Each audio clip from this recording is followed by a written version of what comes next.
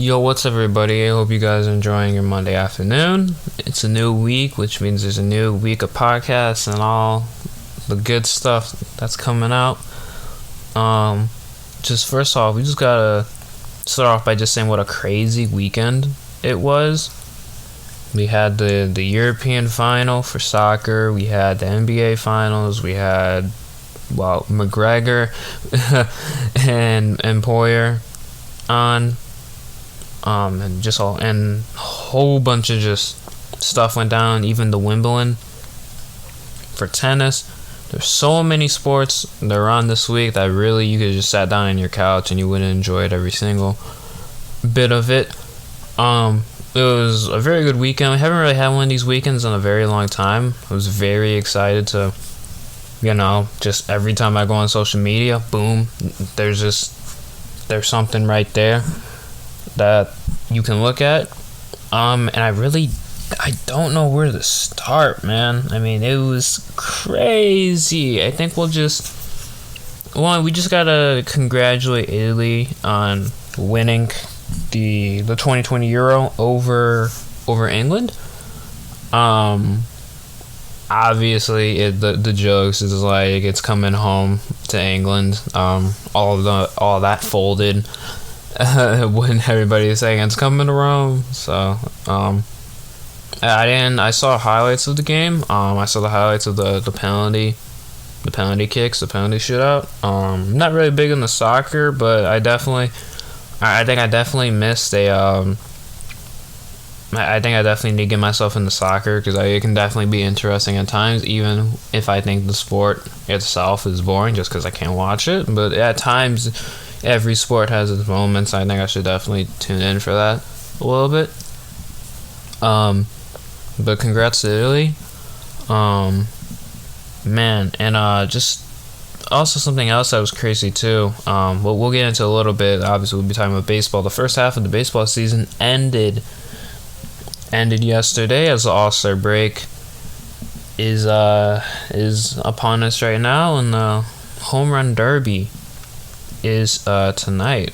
So we'll just see who takes that. We'll talk about the Home Run Derby and all that stuff a little bit later, but what the main topic of today is what we're going to be talking about is NBA Finals Game 3 between the Suns and the Bucks. The Suns, before the game started, had a 2-0 lead on the Bucks.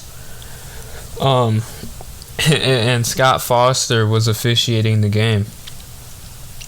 So that's also hilarious. Chris Paul is now 0-12, I believe now, when Scott Foster is officiating games in his career. So I guess that's a very interesting stat. But if we're gonna talk about the way how the game went, it kind of really, first we just gotta talk about the first half, how the Bucks came out. It was kind of just a team. It was a really great team performance. No one shot the ball bad on the Bucks. Everybody had a good game. Everybody played their role. There wasn't any BS going on with the Bucks or whatnot. Them struggling. They held their own. Everybody did, and everybody was able to get some buckets and whatnot. Giannis had another 40-point game. He had 41 points in the last game, and he had 41 points yesterday night. And he's owning right now. No one can stop him. No one can actually stop him. And Giannis, he looked way more comfortable from the free throw line. His rhythm, it didn't take him 10 seconds to shoot the ball. His rhythm was way faster and calmer. You could totally see he went 13 for 17 from the free throw line. He was really calm, and he did a really great job. The Bucks defense also did it really great too. They held Devin Booker to 10 points. Devin Booker, out of, I believe, all his starters, was the lowest scorer, I believe. If not, Malik Bridges had 4 points. He only shot the ball twice, but Jay Crowder was the leading scorer on that team, or Chris Paul was. Jay Crowder was a point behind. And it was just not a good game for Mr. Devin Booker. I think in the fourth quarter it kind of got out of hand real quick. At the beginning of the fourth quarter, the second half of the third quarter was the turning point in the game, 100%. As the Bucks, they were leading by 6. The Suns had them and were coming back, and then the Bucks kind of just like exploded out of nowhere. And then out of the entire second half of the third quarter, they got out to a 22-point lead entering the fourth, and that was kind of like game. And the Suns kind of just rested Booker, and were like, all right, let's just rest him and get ready for game 4. That's really how I saw that. But it was another great performance by Giannis. Drew Holiday and Chris Middleton really stepped up big. Drew Holiday, 50% from the 3-point line, had some plays where he got, I guess, 11 points by himself on a run. Really good game. Chris Middleton, 18 points. That was really good performance by the Bucks trio. And Giannis with 41, leading the pack, leading the way. Had another great game. So yeah, I mean, and we'll just have to see. We'll just have to see how Game 4 goes. Since the Bucks outplayed the Suns everywhere, out-rebounded them, beat them on the 3-point line. Suns only had like 6 3-pointers this game compared to Game 2 where they had 20. You know, that's a huge difference. So Bucks can play defense like that. I definitely can see them winning games for sure. And for the Suns, they just gotta win one road game. That's really all it is. All they gotta do is just win one road game. Keep it simple like that, and they got them. They got them where you want them. You just gotta win one. It's just one. Because you got home court advantage in the finals. So, you know, that's all it takes is just one. But yeah, I mean, we should. The way how Phoenix going to respond to this old-fashioned NBA Finals blowout? You know, that happens, a home court event on the home court. How are they going to respond to that? We saw how the Bucks responded. Each game they're responding by getting closer and closer, and eventually they blew them out tonight. But each game they were getting closer and doing better and better, and now, you know, how are the Bucks going to respond? They got that momentum right now. They're on home court. They got to defend home court again on Wednesday. And how are the Suns? How is Devin Booker going to respond to basically getting shut out and getting shut down? He only, from the 3-point line, only shot 1 for 7 and 3 for 14 from the field, that's not Devin Booker, and they definitely shut him down. I think that was definitely the game plan for the Bucks, was to shut down Devin Booker. You shut down him, and you basically got the game. That's what happened. Giannis was dealing again like usual, and we'll just see what happens in Game 4. But Game 4 is definitely going to be way different for both teams, as we'll see how the Suns respond, as they got absolutely just dominated. But yeah, I'm very excited. We'll see how things go Wednesday night. Now, I say let's just get right into, well, for baseball, really. Yeah. I have a top, now obviously I said this last week, and we were going to save it for today. I have a top 10 teams power rankings each week, and since we're going into the All-Star break, it's the perfect time, you know. We do it every Monday. See where teams are at, see where they're at in their division leads, and we'll go on from there. But before we start, the Astros and the Yankees, this was crazy. This game, it looked like it was over, honestly. Yankees, Gary Sanchez had, I believe, a 3-run bomb in the 8th, and it became 7-2, and I thought that was over. I'm not gonna lie. I definitely thought that was over. That was not the case. Definitely not the case. The Astros all did this before even getting to 2 outs. Got a walk-off home run by Mr. Jose Altuve at the 3-run shot, against the Yankees in almost the same spot where he hit it off of Chapman, or where the ball landed when he hit it off of Chapman, which is crazy because it was 7-2. They scored, got rallied off 5 hits in a row, went some 7-5. Altuve's at the bat, and Altuve hits an absolute, just a complete bomb. And the Yankees lost that game. It was so funny. The Astros taunted the Yankees by ripping off Altuve's shirt. So at least we know it wasn't cheating. But they taunted them by ripping off his shirt after Saturday's game where they faced Garrett Cole, where Aaron Judge hit a bomb and taunted them by grabbing his shirt the way how Altuve did. So, but yeah, this is why the Yankees are in 4th place, is because apparently their pitching is so bad they can't contain leads. I don't understand what's going on with that team. But yeah, hot teams going on into the All-Star break right now. Starting with the American League, the White Sox are 7-3 in their last 10 games. I know they faced the Orioles. It's gonna be a second half for the White Sox. We'll see if they can. If they can beat teams, without crushing their division, which is good. You can crush your division, but you also gotta beat teams outside your division. They have a negative record versus teams that are not in the division and are not the Orioles. They have a negative record of like 22-27. Against those other 5 teams I just mentioned, they're like 23-9 against or something. Or whatever. They have a complete domination of a record. So that's definitely good. We'll see how the second half goes to them, but they're leading the All-Star break with first place in the division. 8 games ahead of the Indians, who are 3-7 in their last 10 games. The Astros, who are 7-3 and also in their last 10 games, coming off that walk-off win. They are 3.5 games in front of the A's and 7 of the Mariners.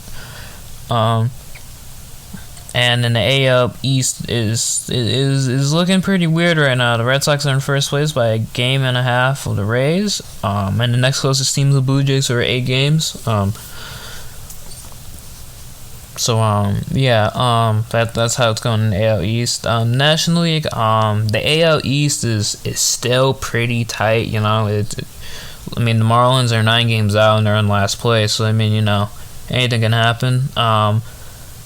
Phillies are 3.5 games out, and the Braves, which are 4 games out, and after what happened to Ronald Acuna, I believe on Saturday, I believe that their season of making the playoffs is in complete jeopardy. Ronald Acuna tore his ACL jumping for a ball against the Marlins. He completely tore it. Not like anything that's like it might be teared in that direction. He completely tore it, so he's gonna need season-ending surgery, and he's gonna be out for the rest of the season, obviously, which sucks. And the Braves are 4 games out. Braves are 6-4 in the last 10 games. The Mets are 6-4 in the last 10 games, and the Phillies are 7-3 in their last 10 games. The Phillies are 500 right now, and are I feel like they can make a run now that the Braves are going to be losing a lot of firepower too. A lot of firepower. NL Central, the Brewers are in first place after getting swept by the Reds. I believe the umpires got something on the Brewers. A whole sequence of events went down this weekend. I believe the umps got something on the Brewers. I don't know. They got swept by the Reds. The Reds are now 4 games out in first place. The Cubs and the Cardinals are both tied for 3rd place. Cubs have a tiebreaker over the Cardinals over wins. It's just awful. Reds are 8-2 in their last 10 games. They're on fire right now. And the NL West is still very packed. The Giants are 7-3 in the last 10 games, and Dodgers are 2 games out from first place from the Giants, and the Padres are 6 games out. Really, just a battle of just The NL West is tight right now. The NL West is tight. The Central, the Reds are doing really good right now, and the East is always going to be close. So, that leads me to my top 10 teams going into the All-Star break for my power rankings. So number one is the San Francisco Giants. Giants are 57-32. Obviously, they were 7-3 in their last 10 games. They have the best record in baseball right now, and are cruising right now. They are definitely legit. I see them as definitely a legit team. I don't see nobody. I see them. I said I see the Padres winning that division by like a game. We'll see though. That division's really close. Anything can happen. So I'm gonna keep my pick, but I mean, it's like I've said, that's the division with the 2 wild card teams for sure. So anything can happen. I don't know. The next team on my list is the Houston Astros. They, I believe, have the second best record in baseball. They are 55-36. Again, 7-3 in their last 10 games. They're on fire right now. They lost the series to the Yankees, but had a very good comeback win to end the All-Star break, and having momentum like that going into the season is really good. Next team I got on my list is the Red Sox at 3. Got the same record as the Astros, and really everything is just right now for the Red Sox clicking. They're first place in the division, ending off at the break, so that's always a good thing. Next team I got on my list at number 4 is the Dodgers. They are in second place. They are 2 games out against the Giants, and they're cruising. They got themselves on a good win streak right now, and they're starting to cruise a little bit now. Had a good run at the end of the break. Number 5 is the Rays. They are in second place by a game and a half back on the Red Sox. They are, after I guess getting Wander Franco up, I believe they can make a really good run right now, but they are in second place, and they are my number 5 team. Number 6 is the White Sox. The White Sox ended the break with 7-3 in their last 10 games, and I believe they swept the Orioles, if not took 2-1 from them. So always ending the break on a win is a good note for them. They are in first place by 8 games on the Indians, and they are cruising right now. Number 7 is the Padres. The Padres are 6 games out from first place. They're in third place, but yet hold the second wildcard spot in the National League. Any other division, they would be, besides the Central, they would be in first place. I believe Brewers, they would be in first place.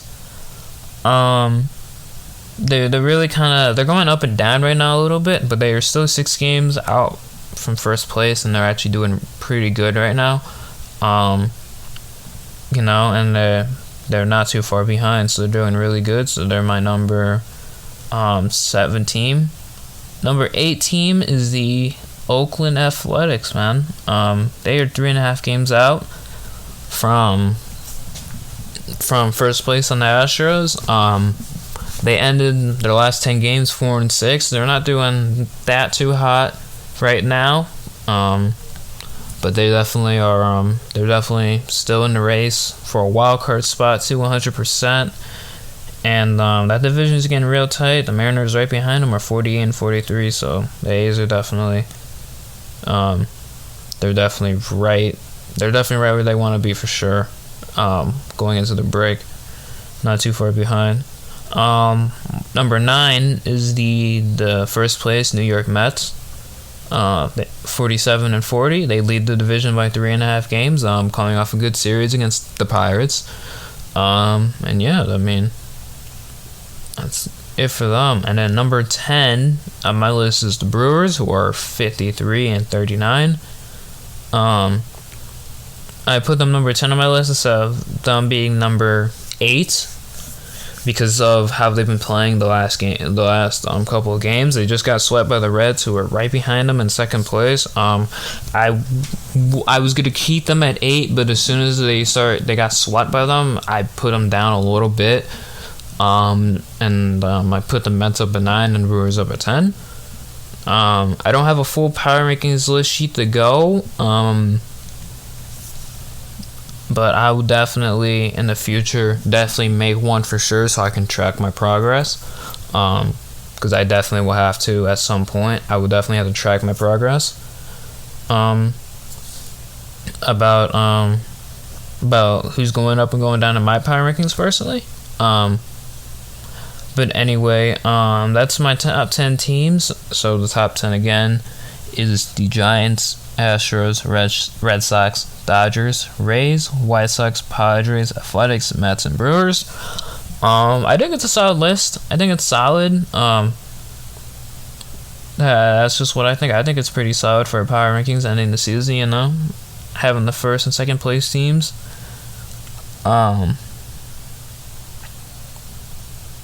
And yeah, now we can get into the home run derby, which is tonight in Coors Field. I've always wanted the All-Star game to be in Coors Field because that stadium is big, and hitting nukes there, you can get up to like 500 feet. Like, nukes are incredible there, because there's so much land and whatnot and everything. So the hitters in the home run derby are Juan Soto, Trey Mancini, Matt Olson, Joey Gallo, Salvador Perez, Trevor Story, the hometown, I guess hero, you could say. I'm not really sure. Shohei Ohtani, and the home run derby champion Pete Alonso. Very excited for this home run derby. We got lefties with crazy amount of pop who can hopefully hit a ball 500 feet from where they gotta hit it from to get max elevation. And the righties are gonna have a beautiful time probably hitting that ball off the scoreboard. So I'm really excited for this home run derby, to be honest, because of just what field they're playing at. Really excited. Who do I got winning the derby? Man, I know this is the popular pick, which is Shohei Ohtani, but I got Joey Gallo winning. That man hits nukes. He can hit home runs all day if he wants to. He has great pop for a lefty. The ball gets out in a hurry. Everybody's gonna go with Ohtani, which I know, but I'm definitely gonna go with Joey Gallo. For sure. He just has so much power. So he's a great home run hitter too. He hits like 35 bombs every season too, plus every season too. So he's a really good hitter. And I'm going with a pick no one would really use or choose, but that's what I'm going with. The home run derby is tonight, I believe, at 7:00 Central Time. I believe. I'm not sure. I don't know. You can probably just check like the local provider, and it'll probably be on there. But that's it for the home run derby. I gave you my top 10. Going into the break for baseball, for the power rankings. And now I think to end it off, we got to talk about one man in particular. We can't even explain him. He's just too crazy. Mr. Conor McGregor. He is I don't know how to explain this. That man is immortal. I mean he broke his ankle. We all saw it. He broke his ankle on his own. Wasn't even no check kick or swing kick or whatnot. He broke his ankle on his own. It looked nasty too. Looked disgusting. Broke his ankle on his own. Fight ended. Now, me personally, I don't believe that loss for him should count because he did it to himself. And I saw a scorecard that showed that McGregor was actually winning the fight from the scorekeepers. So I don't believe that loss for him should count, especially since he was the reason why he broke his own foot. Wasn't Dustin. If Dustin broke his ankle, then yeah, give it to Dustin, because that kick basically ended for him as like a knockout. But McGregor on the ground, I mean, he's the most funniest dude ever. He doesn't stop talking. The man literally is over here promoting his next fight while his ankle is like twisting another direction, like a little bit, you know? Like, oh my gosh. And his post-game comments, I literally couldn't get over that, man. I literally couldn't get over that they're gonna fight outside, man. Man basically told Dustin Poirier that he's gonna kick his ass outside with 1 foot and then have sex with his wife. That's basically what he said. I mean, this man is literally invincible, bro. Like, I really don't understand, bro. Like, this man is literally like insane. And man, so many people lost money on that fight too because of McGregor breaking his ankle. But damn, like, that man's he's good for UFC because that man's already promoting the next fight while on the ground. Like, you gotta have some balls and just mentally just be able to do that while you know that you're gonna have to be out for like 2 months. Like, man is literally insane. Like, I don't know. I don't know, man. It's just crazy. Yeah, man. I mean, he's definitely a different breed. Can't really explain it. But I don't know about that, man. He's crazy. I don't know. But I mean, yeah, I don't know. I don't know. We can just stop. We can just end it right there. Talking about McGregor, because he's just crazy. We all know that.